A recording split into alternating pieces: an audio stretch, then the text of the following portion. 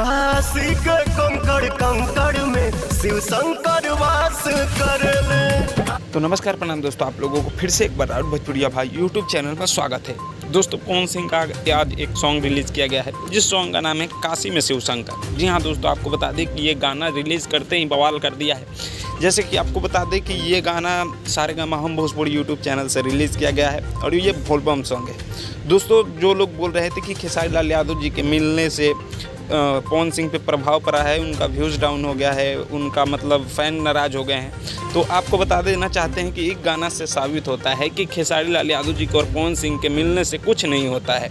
ऐसा कुछ नहीं होता है। खेसारी लाल यादव जी के फ़ैन अपने एक्टर को प्यार देते हैं और पवन सिंह के फ़ैन अपने एक्टर को प्यार देते हैं। तो इस जो गाना अच्छा रहेगा वो ट्रेंड करेगा ही, जो कि आपको बता दें कि ये पवन सिंह का गाना काफ़ी ज़्यादा अच्छा है, जिसके कारण अभी ये 5 नंबर पर ट्रेंड कर रहा है पूरे भारत में।